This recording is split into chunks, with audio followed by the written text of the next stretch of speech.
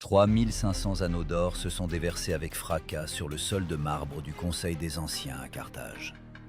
Ce tintement était plus terrible que n'importe quel cri de guerre, car chacun de ces anneaux avait été retiré du doigt d'un cavalier ou d'un sénateur romain tué. Ce n'était pas simplement une victoire, c'était l'anéantissement physique de la fleur de la nation, lorsque, en une seule journée, la plus grande puissance de la Méditerranée se transforma en cimetière. Comment se fait-il qu'une armée capable de conquérir le monde ait péri dans la poussière des Pouilles? Et pourquoi ce cauchemar précis est-il devenu le moteur de la vengeance la plus cruelle de l'histoire antique? La réponse à cette question ne réside pas dans la tactique, mais dans la psychologie humaine, qui fut brisée puis refondue. Le 2 août 216 avant notre ère fut le jour où le soleil au-dessus de l'Italie s'obscurcit à cause de la poussière soulevée et de l'odeur du sang. Dans la plaine près de Cannes, 80 000 fantassins romains et 6 000 cavaliers s'alignèrent face à l'armée d'Hannibal Barca, convaincus de leur puissance inébranlable. Mais au coucher du soleil, 50 000 d'entre eux étaient morts.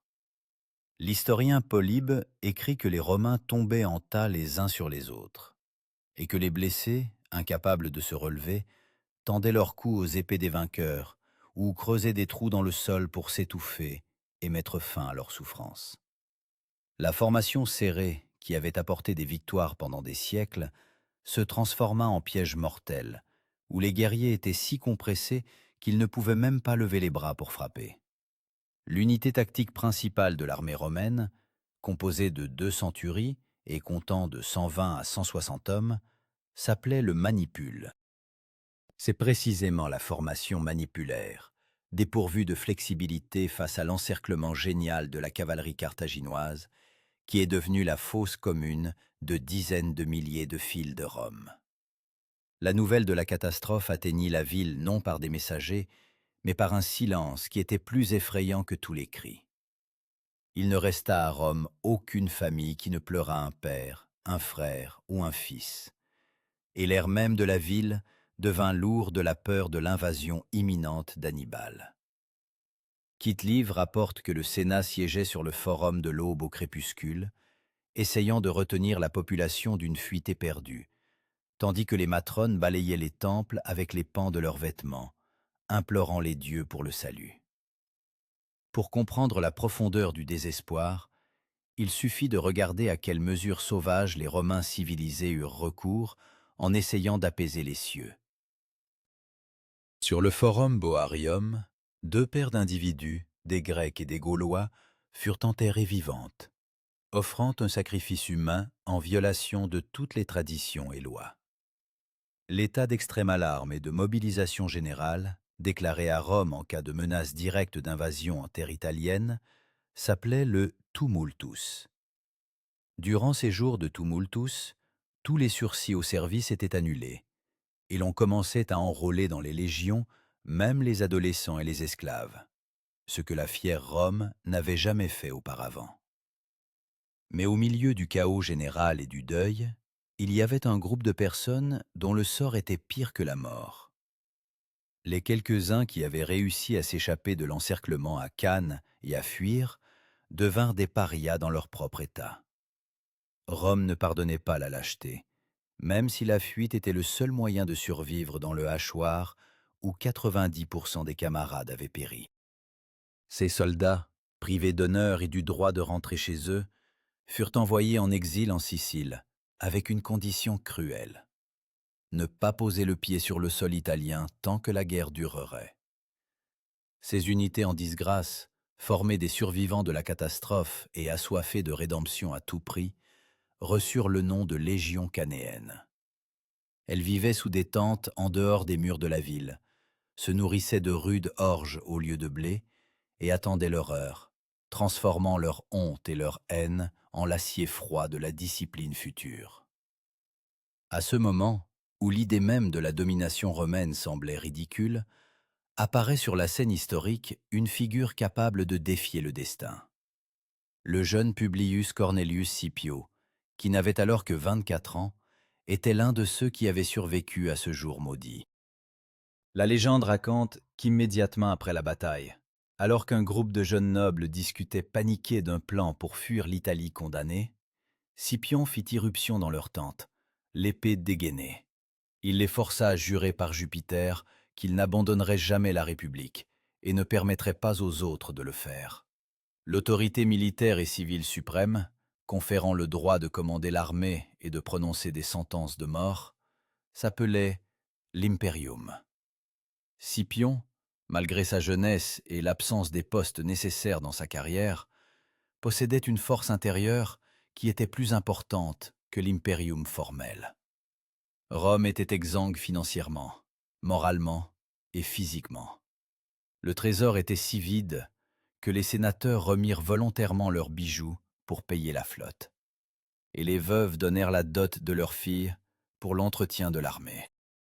Mais Hannibal, qui avait remporté la victoire tactique la plus brillante de l'histoire, commit une erreur fatale en ne marchant pas immédiatement sur la ville sans défense. Cela donna aux Romains une minuscule chance de respirer, qu'ils utilisèrent avec l'acharnement fanatique de ceux qui sont condamnés. La machine de guerre romaine semblait brisée pour toujours. Ces anciennes méthodes de combat avaient prouvé leur inefficacité face à l'esprit souple du général carthaginois. Il fallait quelque chose de radicalement nouveau. Pas seulement un changement d'armes ou d'armure, mais une modification de la pensée même du légionnaire et du commandant. Alors qu'Hannibal festoyait dans le sud de l'Italie, attendant la capitulation, un plan audacieux commençait à mûrir dans le nord, à l'ombre de la défaite.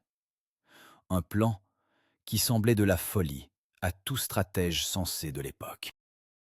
Scipion ne regardait pas la défense des murs de Rome, mais loin derrière l'horizon, là où se trouvaient les riches possessions de Carthage en Espagne. Il comprenait qu'il était impossible de vaincre l'ennemi en restant sur la défensive. Il fallait arracher l'initiative et frapper là où l'adversaire ne s'y attendait pas. Le jeune général s'apprêtait à demander au Sénat ce que personne ne voulait prendre. Le commandement sur un front lointain et dangereux, où son père et son oncle avaient déjà péri. Le silence sur le champ de Mars était assourdissant, lorsque le héros cria la question de savoir s'il y avait des volontaires pour prendre le commandement de l'armée en Espagne. C'était une sentence de mort, car les précédents commandants, le père et l'oncle de Scipion, y étaient morts à 30 jours d'intervalle, et il semblait que la terre d'Ibérie elle-même fût maudite pour les armes romaines. Aucun des généraux expérimentés ne s'avança, paralysé par la peur de la puissance carthaginoise, jusqu'à ce qu'un jeune homme, dont les yeux brûlaient d'un feu froid de détermination, monte sur l'estrade. Tite-Live écrit que lorsque Scipion annonça sa candidature, la foule, encore abattue une minute auparavant, explosa en un rugissement enthousiaste, y voyant un signe d'intervention divine. Ce jour-là, le peuple de Rome conféra au jeune homme de 24 ans une autorité qui n'était habituellement accessible qu'aux anciens consuls, créant un cas sans précédent dans le droit romain. La plus haute fonction de gouverneur de province, possédant la pleine autorité militaire et civile en dehors des murs de Rome, s'appelait proconsul. Scipion reçut ce titre non pour des mérites passés, mais comme une avance sur l'avenir qu'il promettait de forger par l'épée. Arrivé en Espagne, le nouveau commandant ne se lança pas dans des attaques frontales insensées, comme l'avaient fait ses prédécesseurs, mais commença par une opération audacieuse, frôlant la folie. Il mena son armée vers Carthagène-la-Neuve, la principale base de l'ennemi, et s'empara de la ville imprenable en profitant d'une marée basse dans la lagune, que les pêcheurs locaux considéraient comme un miracle. Polybe affirme que les Romains firent irruption dans la ville par les murs côté mer, juste au moment où l'eau se retirait, ce que les soldats attribuèrent à l'aide directe de Neptune. Mais le principal trophée ne fut ni l'or ni les otages, mais les arsenaux des meilleurs armuriers de la Méditerranée qui travaillaient pour l'ennemi. L'armée romaine commença un réarmement massif, abandonnant les anciennes épées grecques au profit de la terrible arme des tribus ibériques, capable de trancher des membres et de percer des casques. Cette courte lame à double tranchant, avec une large feuille et une pointe acérée, qui devint le symbole du légionnaire romain pour les siècles à venir, s'appelait le gladius. Scipion veilla personnellement à ce que chaque soldat apprenne non pas à frapper de taille, mais à poignarder avec cette épée, transformant chaque coup en blessure mortelle. Alors qu'à Rome on tremblait encore au nom d'Hannibal, une nouvelle tactique naissait en Espagne, destinée à briser l'échine de la machine de guerre carthaginoise. Scipion comprenait que l'ancienne tactique linéaire, où les légions écrasaient simplement par la masse, était inutile contre les manœuvres astucieuses des Barcides. Il commença donc des entraînements éreintants. Les soldats apprenaient non seulement à marcher, mais à rompre la formation, à changer de direction avec des unités entières et à effectuer des encerclements complexes en plein combat. Le principal outil de combat à distance devint la lourde lance de jet, qui, avant l'engagement au corps à corps, devait priver l'ennemi de sa protection. Le javelot avec une longue pointe de fer qui, lorsqu'il frappait un bouclier, se pliait sous son propre poids, rendant impossible son retrait ou son utilisation par l'ennemi, s'appelait le pilum. À la bataille d'Ilipa, cette nouvelle armée accomplit l'impossible. Elle encercla un ennemi numériquement supérieur en utilisant une manœuvre complexe des ailes, ce que l'infanterie romaine n'avait jamais fait auparavant. De retour à Rome en vainqueur, Scipion fut élu consul en 205 avant notre ère.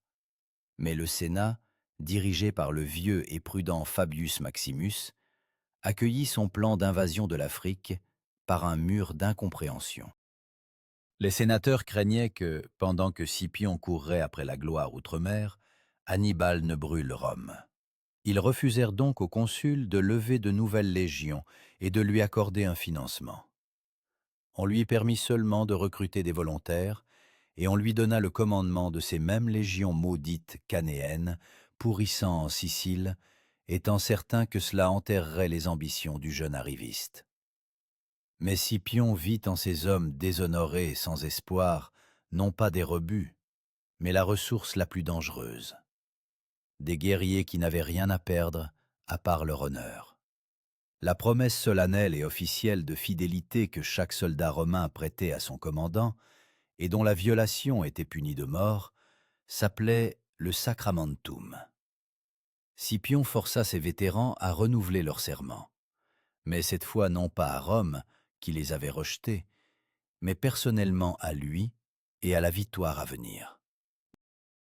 La Sicile se transforma en une gigantesque forge, où les marteaux battaient jour et nuit, et où les chariots de provisions grassaient. Comme le trésor public était fermé à l'expédition, Scipion s'adressa directement aux cités italiennes et aux alliés, et ceux-ci, fatigués de la guerre sans fin sur leurs terres, commencèrent à envoyer de l'aide. Les Étrusques fournissaient du grain et du fer, les Ombriens du bois pour les navires, et les habitants des villes côtières donnaient de la toile et des cordages. Le rôle clé dans l'approvisionnement de l'expédition fut joué non par les citoyens romains, mais par les tribus italiennes liées à Rome par des traités. Ces communautés autonomes, obligées de fournir des troupes auxiliaires et des ressources à la demande de Rome, s'appelaient les socii. Grâce à leur soutien, une flotte de 40 navires de guerre et de 400 transports fut construite et équipée en un temps record de 45 jours, ce qui semblait un miracle de logistique. Le temps vint où les mots s'éteignirent, et il ne resta que le froid clapotis de la mer dans le détroit séparant la Sicile de la côte africaine. En 204 avant notre ère, l'armée d'invasion s'embarqua à Lilybée, enveloppée d'un brouillard d'incertitude et des sombres prédictions des oracles. Sur les ponts ne se tenaient pas de brillants jeunes recrues, mais des hommes austères, portant des cicatrices vieilles de 10 ans, dont les armures étaient usées, mais les armes aiguisées comme des rasoirs. Le silence n'était troublé que par le grincement des agrès et les coups rythmés des marteaux, qui donnait la cadence aux rameurs sur les immenses navires de guerre protégeant le convoi. Le lourd navire de guerre à 5 rangs de rames, qui était la principale force de frappe de la flotte antique et capable d'éperonner les navires ennemis, s'appelait la Pentéris. Lorsque la côte sicilienne disparut de la vue, Scipion se tenait à la proue du navire amiral, sachant qu'il emmenait en Afrique non pas simplement une armée, mais un concentré de haine qui brûlerait Carthage ou disparaîtrait à jamais dans les sables. Une terre étrangère les attendait, où chaque pierre était un ennemi, et un commandant qui n'avait jamais perdu de bataille. Un énorme crochet de fer s'enfonça avec un grincement dans le sable africain, et ce son devint le glas du calme de Carthage. Les habitants de la grande ville, habitués à n'entendre parler de la guerre que par des bulletins de victoire, virent soudain la fumée des fermes en feu directement depuis leurs fenêtres. Comment un seul Romain audacieux a-t-il pu transformer le chasseur en proie et faire trembler des murs considérés comme imprenables? La réponse réside dans la capacité à transformer les désavantages en armes mortelles et à utiliser l'arrogance de l'ennemi contre lui-même. Au printemps de 204 avant notre ère, la flotte romaine accosta au Cap Beau, près d'Utique, débarquant environ 30 000 hommes. Kit-Live décrit la panique à Carthage avec une telle vivacité que l'on pourrait croire qu'il se tenait lui-même sur les murs. Les gens couraient au forum en criant, comme si la ville était déjà prise, et les portes furent barricadées en prévision d'un assaut immédiat. Mais Scipion n'avait pas seulement apporté des épées, il avait aussi apporté des pelles, et il commença immédiatement à ériger des fortifications sur l'isthme étroit qui sera plus tard appelé le camp de Cornelius. Le haut rempart de terre, renforcé par une palissade que les légionnaires construisaient chaque soir pour se protéger des attaques nocturnes soudaines, s'appelait le Vallum. Ce Vallum devint la ligne que la cavalerie africaine ne pouvait franchir, et contre laquelle les premières vagues d'attaques numides se brisèrent. La situation, cependant, n'était pas favorable aux Romains. Deux énormes armées s'étaient unies contre eux. Le général carthaginois Hasdrubal Gisco et le roi numide Syphax avaient amené près de 90 000 guerriers au mur d'Utique. Scipion se retrouva enfermé sur un lambeau de terre, le dos à la mer, en infériorité numérique de 3 contre 1, ce qui, pour tout autre général, aurait signifié la fin de la campagne. Les historiens antiques, y compris Polybe, rapportent que le camp ennemi était composé de huttes construites en roseaux et en paille sèche, car les Numides ne savaient pas construire de fortifications régulières. Cette observation devint la base de l'un des plans les plus perfides de l'histoire militaire. Scipion engagea de fausses négociations de paix pour endormir la vigilance de l'ennemi.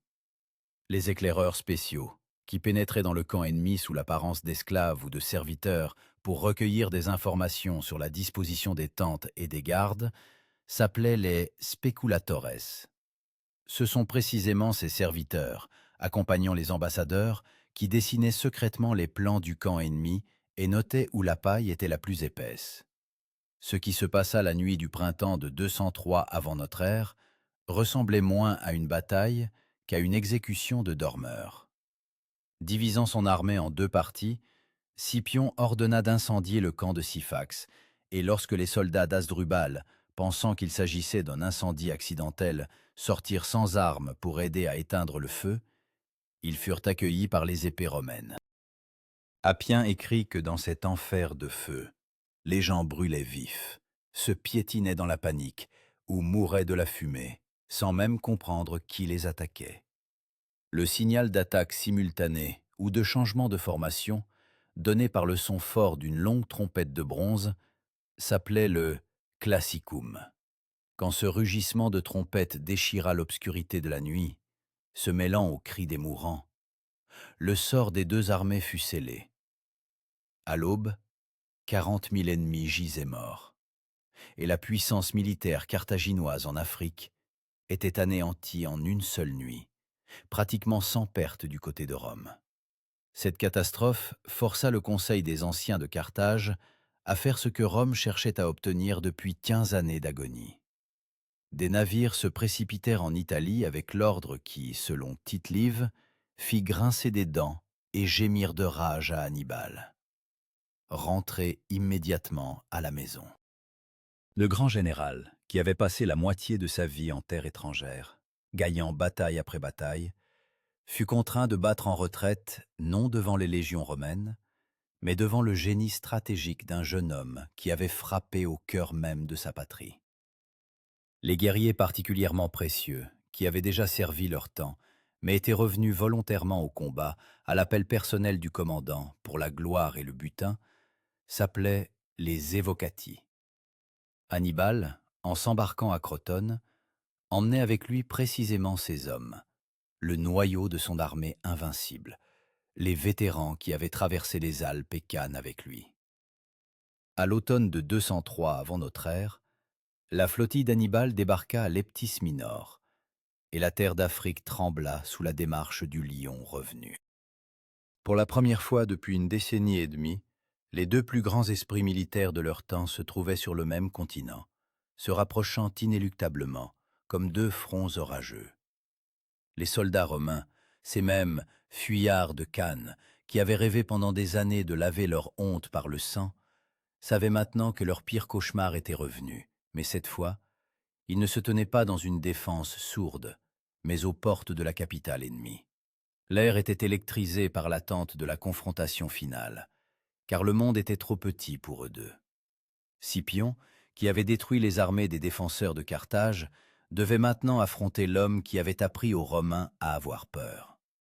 Devant eux s'étendait la plaine de Zama, le lieu où le destin du monde occidental devait se décider.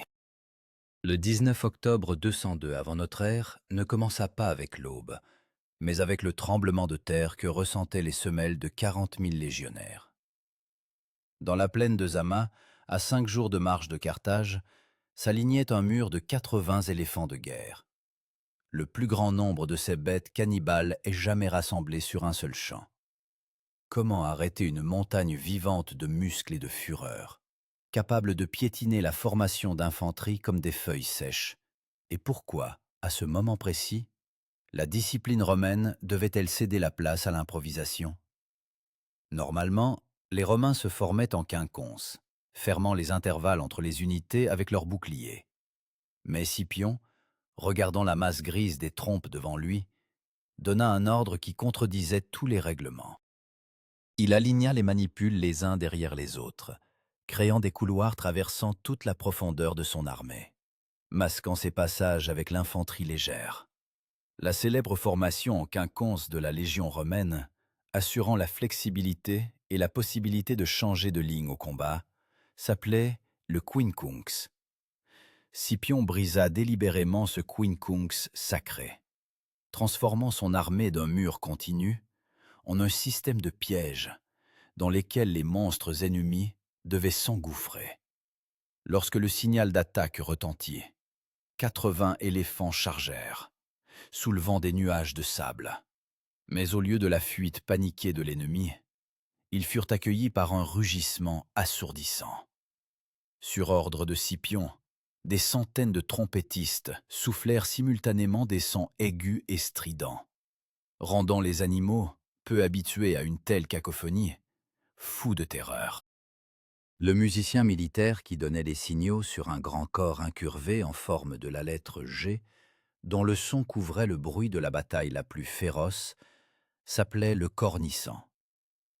Polybe écrit que ce concert infernal força une partie des éléphants à faire demi-tour et à charger leur propre cavalerie numide sur le flanc gauche de Carthage, semant le chaos dans les rangs des alliés d'Hannibal.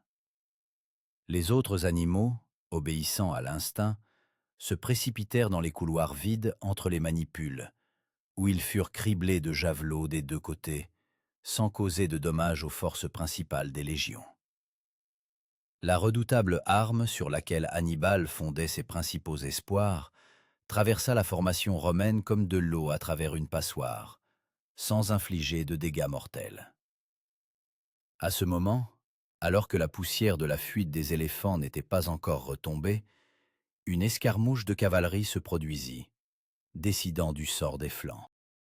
Caius Laelius et le prince numide Massinissa, qui avait rallié Rome, renversèrent la cavalerie carthaginoise et la chassèrent du champ de bataille. L'armée romaine se retrouva sans protection sur les flancs. Mais Hannibal perdit également ses yeux et sa maniabilité, et tout dépendait maintenant de l'infanterie qui se montrerait la plus solide. Les cavaliers lourdement armés, positionnés sur les flancs de la Légion et dont la tâche principale était de poursuivre l'ennemi en retraite ou de protéger l'infanterie de l'encerclement, s'appelaient les Equités. Ces Equités disparurent derrière l'horizon, poursuivant l'ennemi, et la bataille se transforma en un monstrueux hachoir frontal, où la tactique céda la place à la force brute. La première ligne de l'armée d'Hannibal, composée de mercenaires hétéroclites, ligures, gaulois, baléares, s'écrasa contre les rangs des Hastati romains. Tite-Live rapporte un détail horrible. Lorsque les mercenaires vacillèrent et s'enfuirent, la deuxième ligne carthaginoise, composée de citoyens locaux, refusa de les laisser passer et pointa ses lances, forçant les fuyards soit à retourner au combat, soit à mourir aux mains de leurs propres camarades.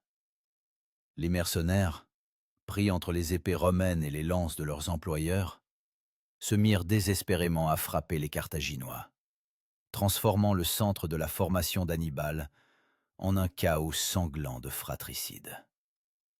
Les soldats de la première ligne de la Légion romaine, jeunes combattants agressifs qui recevaient le premier choc de l'ennemi et devaient l'épuiser, s'appelaient les Hastati. Les Hastati de Scipion, malgré la fatigue, se frayaient un chemin à travers les tas de corps, sentant que la victoire était proche. Mais ils n'avaient pas encore vu l'ennemi principal. Hannibal, observant froidement la destruction de ses mercenaires et de sa milice, tenait son élite en réserve, les vétérans de la campagne d'Italie. Ces hommes, qui avaient traversé le feu et l'eau avec lui, se tenaient à 200 mètres en arrière, frais, pleins de force et de haine, n'entrant pas dans la bataille tant que les Romains ne seraient pas épuisés. Lorsque le champ fut jonché des cadavres des 2 premières lignes, Scipion vit devant lui un mur de casques de bronze qui ne bougeait pas. C'étaient les mêmes hommes qui avaient anéanti les Romains à Cannes. Et maintenant, ils se tenaient comme un roc contre lequel tout pouvait se briser. Scipion, comprenant que sa formation était désorganisée par la poursuite et le massacre, fit ce à quoi personne ne s'attendait. Il arrêta l'attaque. Au milieu des cris des blessés et du cliquetis des armes, le signal de la trompette retentit, ordonnant aux légionnaires de s'arrêter, de rassembler les blessés et de se reformer. Polybe décrit ce moment comme le calme avant la tempête. Scipion reforma ses manipules épuisées en une seule phalange compacte et dense, rassemblant tous les survivants en un seul point. Il n'y avait plus de manœuvre, plus de ruse, seulement 2 lignes d'hommes fatigués au milieu du désert africain, se regardant dans les yeux. Les soldats romains comprenaient qu'ils n'avaient pas simplement un ennemi devant eux, mais l'incarnation de leur cauchemar d'enfance, et que pour rentrer chez eux, ils devaient passer à travers ces vétérans. La dernière ligne, la plus expérimentée de la Légion romaine, qui n'entrait au combat qu'au moment critique, lorsque l'espoir semblait perdu, s'appelait les Triarii. Mais ici, toute l'armée de Scipion devint des Triarii, car il n'y avait nulle part où reculer, et derrière, il n'y avait que la mer. Le sifflement des centurions retentit, et les 2 murs de boucliers s'entrechoquèrent avec un fracas semblable à un coup de marteau sur une enclume. 2 heures de massacre ininterrompu transformèrent l'espace entre les armées en un bourbier glissant de sang, où les hommes ne se battaient plus pour l'Empire, mais pour le droit de prendre la prochaine respiration. Polybe note avec horreur que les vétérans d'Hannibal et les légionnaires de Scipion étaient si égaux en compétence et en rage qu'aucune des parties ne cédait un pouce de terrain, mourant debout à leur place. C'était une bataille de miroirs, où la discipline romaine rencontra enfin un adversaire à sa mesure. Et l'issue ne dépendait plus de la tactique, mais de l'endurance physique des muscles tétanisés par l'acide lactique. Dans cette promiscuité monstrueuse, où il n'y avait pas assez de place pour brandir l'épée, l'arme principale n'était pas la lame, mais la protubérance de fer au centre du bouclier, utilisée pour briser les os du visage et couper le souffle. L'umbo, la protubérance métallique massive fixée au centre du bouclier en bois et servant à la fois à parer les coups et à infliger des coups mutilants au corps à corps, s'appelait l'umbo. Les légionnaires romains, entraînés par Scipion, frappaient rythmiquement avec ces umbones au visage de leurs ennemis, transformant la ligne de front carthaginoise en une boucherie sanglante. Mais un autre se levait immédiatement à la place de chaque homme tombé, avec les mêmes yeux fous. Le soleil déclinait, éclairant une scène qui aurait pu être l'épitaphe de tout le monde antique. Les deux plus grands généraux avaient épuisé toutes leurs réserves, et la victoire dépendait désormais d'un hasard aveugle. Hannibal, au cœur de la mêlée, comprenait que ses vétérans commençaient à repousser les Romains épuisés, et la victoire, qui semblait impossible, devenait soudain tangible. Mais c'est précisément à ce moment, alors que la balance penchait en faveur de Carthage, que l'horizon derrière l'armée des Barcides s'obscurcit de la poussière soulevée. C'étaient Caius Laelius et Massinissa qui revenaient. Ils ne s'étaient pas laissés emporter par la poursuite de la cavalerie ennemie jusqu'à Carthage, mais, faisant preuve d'une discipline de fer, avaient fait demi-tour vers le champ de bataille. L'unité tactique de la cavalerie romaine, composée de 30 cavaliers et divisée en 3 décuries, agissant comme un organisme cohérent, s'appelait la tourma. Des centaines de ces tourmae, alignés en ligne d'attaque, s'abattirent sur l'arrière non protégé de l'armée d'Hannibal avec une force semblable au coup d'un marteau de forgeron sur une pièce chauffée à blanc. Le bruit d'une charge de cavalerie sur une formation d'infanterie par l'arrière est un bruit d'os brisés et de désespoir humain, impossible à confondre avec autre chose. Tite-Live écrit que les vétérans carthaginois, qui voyaient la victoire devant eux une seconde auparavant, se retrouvèrent dans la même position que celle dans laquelle ils avaient mis les Romains à Cannes 14 ans plus tôt. L'histoire avait fait un tour complet, bouclant le cercle de la vengeance. C'étaient maintenant les guerriers d'Hannibal qui étaient encerclés et pressés dans un anneau, où ils étaient méthodiquement exterminés. Ce coup brisa non seulement la formation, mais aussi l'esprit de l'armée, car il n'y a rien de plus terrible pour un soldat que de réaliser que la voie de la retraite est coupée. La destruction totale de l'ennemi, lorsque l'armée cesse d'exister en tant que force organisée et se transforme en un tas de corps, s'appelait en langage militaire romain la debellatio. Ce n'était pas une bataille, c'était une debellatio. L'extermination méthodique et froide de la fleur de la nation carthaginoise, se déroulant sous le soleil africain couchant. Hannibal Barca, l'homme qui avait juré de détruire Rome et y avait consacré toute sa vie, se tenait au milieu de ce chaos et voyait son monde s'effondrer. Lui, qui n'avait perdu aucune bataille rangée auparavant, observait maintenant ses soldats invincibles tomber sous les coups des épées romaines, comme du blé mûr sous la faucille. L'historien contemporain Adrian Goldsworthy note le tragisme du moment. Hannibal avait tout fait correctement. Sa tactique était irréprochable. Mais l'outil avec lequel il combattait s'avéra inférieur à celui que Scipion avait forgé. Le grand général, sauvant sa vie non par lâcheté, mais pour la possibilité de servir sa ville à l'avenir, s'échappa de l'encerclement avec une poignée de cavaliers et se précipita vers Hadrumète. Le luxueux manteau de tissu pourpre, porté uniquement par les commandants en chef et qui était le symbole de leur pouvoir et de leur statut, s'appelait le paludamentum. La légende raconte que dans cette course folle, Hannibal ne perdit pas son paludamentum, mais perdit quelque chose de plus grand. L'aura d'invincibilité qui protégeait Carthage mieux que n'importe quel mur. Lorsque la poussière retomba et que les cris s'éteignirent, 20 000 Carthaginois gisaient sur le champ de Zama. Exactement ce qu'il fallait pour briser à jamais l'épine dorsale démographique de la République marchande. Les Romains n'avaient perdu que 1500 hommes. Et cette disproportion dans les chiffres disait mieux que n'importe quel mot que l'ère des génies solitaires était terminée, cédant la place à l'ère des machines militaires professionnelles. Scipion, traversant le champ de bataille parmi les monts de cadavres, n'éprouva aucune joie, seulement une froide satisfaction du devoir accompli. La dette pour Cannes avait été payée avec des intérêts. Mais la guerre n'était pas encore officiellement terminée, et le plus difficile restait à faire: forcer la fière ville à admettre sa défaite et à signer une paix qui transformerait la grande puissance en un État secondaire. Pour la première fois dans l'histoire, Rome dictait les conditions non pas comme l'un des acteurs de la Méditerranée, mais comme son maître unique et incontesté. Dans la tente de Scipion, on préparait déjà les parchemins pour le traité qui devait changer la carte du monde à jamais. Et à Carthage, où l'on attendait le triomphe la veille, on se préparait maintenant à accueillir le vainqueur, porteur de la fin d'une civilisation entière. Carthage fut brisée non seulement sur le champ de bataille, mais aussi dans son esprit.